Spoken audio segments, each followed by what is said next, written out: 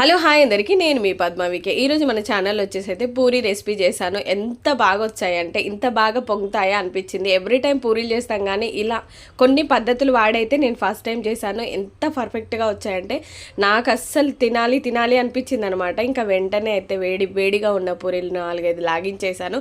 పూరి చూస్తే ఎవరి ప్రాణం ఆగుద్ది చెప్పండి. ఎంత స్పాంజీగా అసలు ఆయిల్ పీల్చుకోకుండా సూపర్గా వచ్చాయి. పిండి ఎలా మెదుపుకోవాలి అండ్ ఏం టెక్నిక్స్ నేను వాడాను, ఎంత పర్ఫెక్ట్గా ఎలా వచ్చాయి అని తెలుసుకోవాలంటే ఫుల్ వీడియో మీరు చూడాల్సిందే. ఫుల్ వీడియో అప్లోడ్ చేస్తాను, అది చూసేసి మీరు కూడా చేయండి.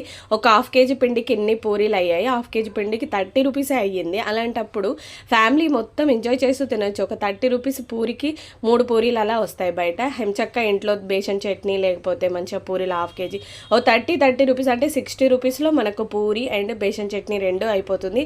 ఎంచక్క ఇంట్లోనే చేసుకొని 4 కాదు 5 అయినా తినొచ్చు హ్యాపీగా. ఇప్పుడు కర్రీకి అయితే అన్నీ రెడీగా ఉన్నాయన్నమాట. కొంచెం చికెన్ అయితే ఉందన్నమాట, దాని కాంబినేషన్లో అయితే చేస్తున్నాను.